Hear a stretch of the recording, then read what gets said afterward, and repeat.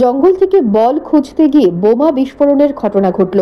এই ঘটনায় গুরুতর আহত হয় এক ছাত্র, তার নাম দীপান্ত দেবনাথ।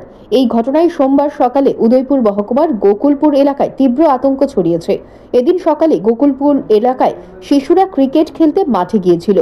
তখন ক্রিকেট খেলার বলটি খেলতে খেলতে চলে যায় জঙ্গলে। এখান থেকে দীপান্ত দেবনাথ বলটি আনতে গিয়ে দেখে গোলাকৃতি কিছু পড়ে রয়েছে। এটা দেখতে গিয়েই বোমা বিস্ফোরণ ঘটে। সাথে সাথে তার সঙ্গে থাকা অন্য শিশুরা চিৎকার চেঁচামেচি শুরু করে। এরপর দীপান্তকে উদ্ধার করে গোমতী জেলা হাসপাতালে নিয়ে যাওয়া হয়।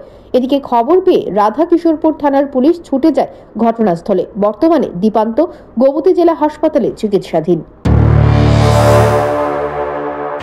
আমাকে বের করতে শুনলে তো আমি অনেক দূরে গেছে মারো নেই বলটা, তো বলটা আনতাম কিছু কুয়াতাম কিছু একটা বেলের মতো কাপড় ফেসে না পাইছি। আমি তো জানি না এটা কি, বড় পাইতি না, আমি জানি না যে এটা কি। এরপরে যাই হিসেবে দেখি এরা এরপরে আরেকটা দিছি। হ্যাঁ, তো এরা আমি খেলানো কেমন অবস্থা আনছিলাম, আরেকটা দেওয়া না হাতে খুললে দেখছি এটা ভিতরে বার উদ্যান। আমি খুলো না অনেকটি ভিতরে খুলি ভগল ফুলো ফেলে নিচে গাও সব মাইকেল আছে। হ্যাঁ, আমি শুধু একটা আমার লোকেতে ভুল হয়ে বসে হলে আমি মধ্যে বসি মানে একটা গুল্লির মতন শুধু ফুলাইছি।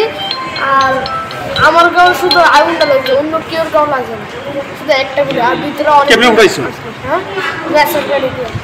লাগাইছিলা ওটা কি আওয়াজ হয়েছে নাকি?